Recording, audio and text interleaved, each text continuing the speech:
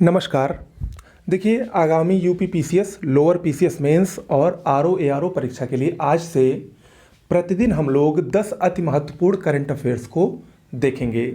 इसकी एक सीरीज में चलाने जा रहा हूं और मैं आपको बता दूं, हमारे चैनल पर जो पिछले एक साल की करंट अफेयर्स की पीडीएफ मिलती है वो आपको 1 या 2 अक्टूबर में मिल जाएगी पूरे एक साल की। तो उसके लिए वेट करिए, लेकिन उसके पहले आप लोग डेली 10 क्वेश्चंस जो अति महत्वपूर्ण हैं और उसको मैं आपको विस्तार के साथ बताऊंगा, क्वेश्चन आंसर फॉर्म में, उसके बाद विस्तार से। तो उसको आज से मैं शुरू कर रहा हूं। आज के कुछ महत्वपूर्ण जो 10 क्वेश्चन हैं और पिछले एक साल की घटनाओं पर ये आधारित होंगे। आइए शुरुआत करते हैं। पहला प्रश्न, जुलाई 2021 में यूनेस्को की विश्व धरोहर समिति द्वारा अपने 44वें सत्र के दौरान हड़प्पा सभ्यता से जुड़े किस भारतीय स्थल को विश्व धरोहर सूची में शामिल किया गया?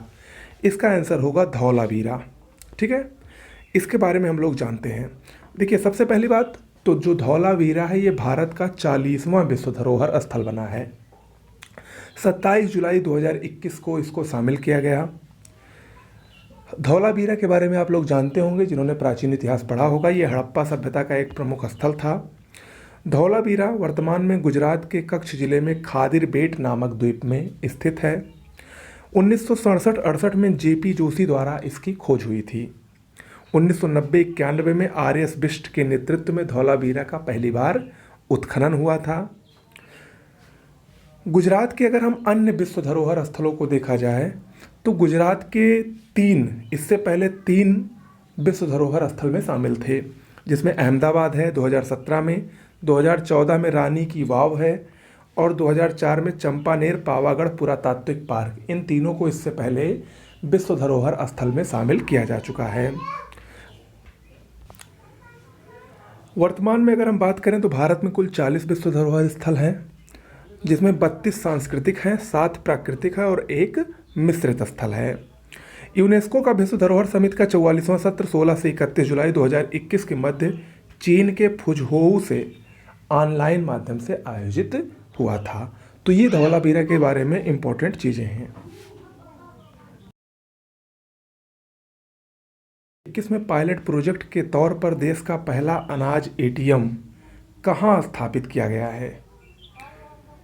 ये ऑप्शन 20 में सही होगा, गुरुग्राम। इसके बारे में देखते हैं। देखिए, देश का पहला अनाज एटीएम जिसका नाम है अन्नपूर्ति, ये हरियाणा के गुरुग्राम जिला के फरुख नगर में 14 जुलाई 2021 को स्थापित किया गया। ये क्या है? ये एक स्वचालित मशीन है जो बैंक एटीएम की भांति कार्य करती है और ये एक अनाज एटीएम है। इस मशीन की स्थापना संयुक्त राष्ट्र के विश्व खाद्य कार्यक्रम के अंतर्गत की गई है। इस मशीन का संचालन कैसे होता है? टच स्क्रीन के साथ बायोमेट्रिक सिस्टम से युक्त मशीन में लाभार्थी का आधार कार्ड या राशन कार्ड नंबर अंकित करना होगा।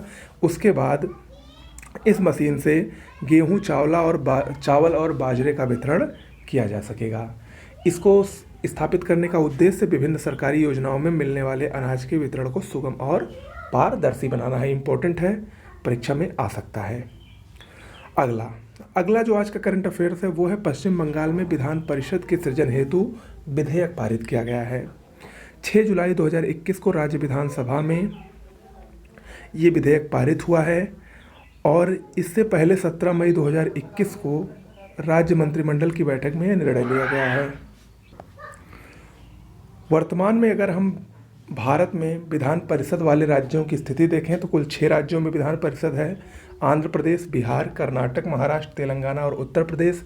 इससे पहले 7 राज्यों में थी, लेकिन जम्मू कश्मीर जब से केंद्र शासित प्रदेश बना है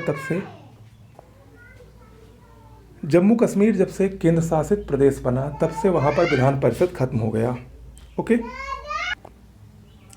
पश्चिम बंगाल की बात करें तो पश्चिम बंगाल में इससे पहले 1969 तक विधान परिषद थी, लेकिन 1969 में समाप्त की गई थी। विधान परिषद की बात करें तो विधान परिषद की संरचना अनुच्छेद 171 में दी गई है।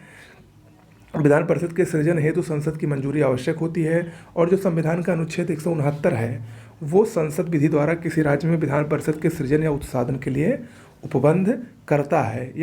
यदि उस राज्य की विधानसभा ने इस आशय का संकल्प विधानसभा की कुल सदस्य संख्या के बहुमत द्वारा और उपस्थित और मत देने वाले सदस्यों की संख्या के कम से कम 2/3 बहुमत द्वारा पारित किया हो, तो संसद विधि द्वारा उस राज्य में विधान परिषद को सृजन कर सकती है या उसका उत्साधन यानी हटा सकती है। ओके, तो ये इम्पोर्टेंट है। आज का अगला करंट अफेयर्स है, हाल ही में प्रधानमंत्री मोदी ने वाराणसी में विभिन्न विकास योजनाओं का उद्घाटन किया, जिसके तहत वाराणसी में नदी क्रूज का विकास परियोजना के तहत 80 घाट से राजघाट तक क्रूज बोट का संचालन शामिल है। यह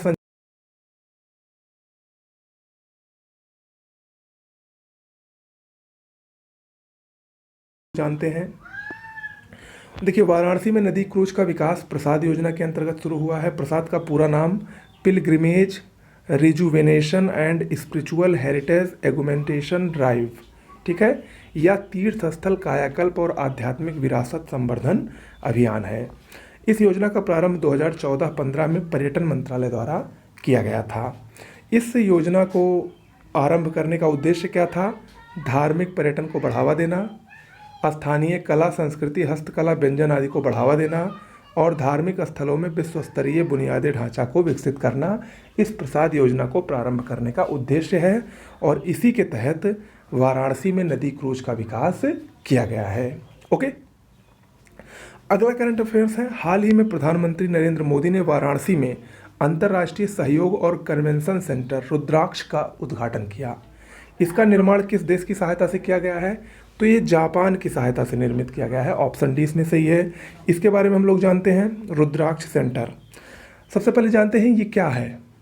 देखिए, रुद्राक्ष सेंटर ये एक अंतर्राष्ट्रीय सहयोग और सम्मेलन केंद्र है, यानी international cooperation and convention centre है। 15 जुलाई 2021 को वाराणसी में पीएम नरेंद्र मोदी द्वारा इसका उद्घाटन किया गया। ये कुल 2.87 हेक्टेयर भूमि में विस्तारित है और 1200 लोगों की इसमें बैठने की क्षमता है। इसमें कुल 108 रुद्राक्ष हैं, इसीलिए इसका नाम रुद्राक्ष रखा गया है। रुद्राक्ष की तरह बना है।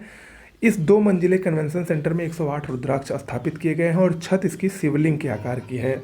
इसका निर्माण जापान के सहयोग से किया गया है। ओके, तो ये इम्पॉर्टेंट है। देखिए, मैं जितने भी करंट अफेयर्स आपको अगले यूपी पीसीएस परीक्षा तक करवाऊंगा वो सभी अति महत्वपूर्ण होंगे, तो आप लोग इससे ज़रूर जुड़िएगा और बहुत ही इम्पोर्टेंट ये सीरीज आपकी होने वाली है। अगला आज का करंट अफेयर्स है, भारत का पहला रेबीज नियंत्रित राज्य कौन बना है? तो ये है गोवा। गोवा के मुख्यमंत्री प्रमोद सावंत ने 23 जून 2021 को राज्य को रेबीज मुक्त घोषित किया। ठीक है, ओके, तो ये इंपॉर्टेंट है। इतना आप लोग जान लीजिए। रेबीज क्या है आप सबको पता होगा, वायरस से फैलता है, खासकर जो संक्रमित जानवर होते हैं, कुत्ते आदि के काटने से रेबीज नामक रोग फैलता है। अगला आज का है करंट अफेयर्स, 30 जून 2021 को किस राज्य ने स्टूडेंट क्रेडिट कार्ड योजना को लॉन्च किया? स्टूडेंट क्रेडिट कार्ड योजना को लॉन्च करने वाला राज्य पश्चिम बंगाल है। ऑप्शन डी सही है। इसके बारे में जानते हैं। 30 जून 2021 को पश्चिम बंगाल ने स्टूडेंट क्रेडिट कार्ड योजना शुरू की है। ये कैसी योजना है? इसमें प्रतियोगी परीक्षाओं हेतु कोचिंग या उच्च अध्ययन हेतु 10वीं कक्षा या उससे ऊपर के छात्रों को 10 लाख रुपए तक का सॉफ्ट लोन प्रदान किया जाएगा।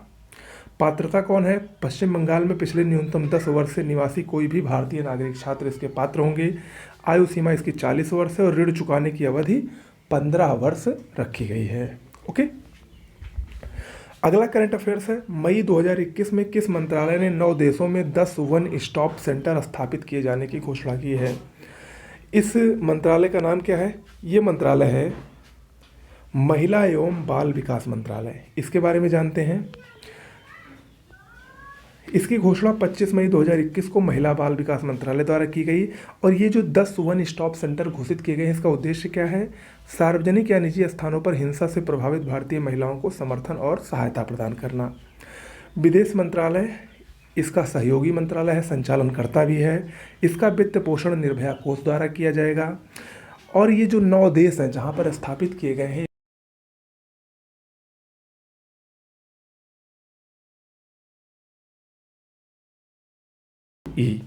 ठीक है, ये वन स्टॉप सेंटर इन देशों में भारतीय दूतावासों में स्थापित किए जाएंगे। ओके,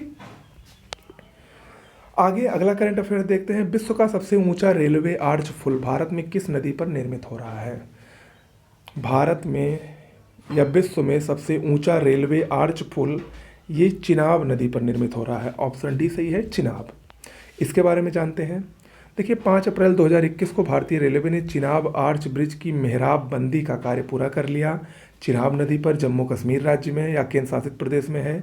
2022 की शुरुआत में इसका संचालन प्रस्तावित है और जब ये शुरू हो जाएगा तब ये विश्व का सबसे ऊंचा संचालित रेल पुल होगा। अभी वर्तमान में चीन में एक ब्रिज है जो कि वर्तमान में सबसे ऊंचा संचालित रेल पुल है। ओके, अगर हम इसकी बात करें तो इसकी लंबाई 1315 मीटर है और ऊंचाई 359 मीटर नदी तल से है। धनुषाकार इसकी संरचना है। यह bridge Udhampur Srinagar Baramulla rail link परियोजना के कटरा बनिहाल खंड का एक हिस्सा है। जम्मू कश्मीर के रियासी जिले के बक्कल और कौरी क्षेत्रों को यह आपस में जोड़ेगा। यह पुल पेरिस के एफिल टावर से 35 मीटर ऊंचा है, यानी जो एफिल टावर की ऊंचाई है उससे भी ये 35 मीटर ऊंचा है। उच्चतम तीव्रता वाले जोन 5 के भूकंप झटकों को यह पुल सहन कर सकता है। तो जब इसका संचालन शुरू हो जाएगा तो ये विश्व का सबसे ऊंचा संचालित रेल पुल हो जाएगा। ओके, अगला करंट अफेयर्स है। अप्रैल 2021 में सरकारी स्कूलों और वंचित बच्चों को शिक्षा प्रदान करने के लिए लैब ऑन व्हील्स कार्यक्रम कहाँ शुरू किया गया? तो इसका ऑप्शन सी होगा, दिल्ली। दिल्ली में लैब ऑन व्हील्स कार्यक्रम शुरू किया गया है। तो आज के लिए इतना ही। कैसा लगा आपको आज का करंट अफेयर्स? ऐसे ही प्रतिदिन हमारे साथ जुड़े रहिए। नमस्कार।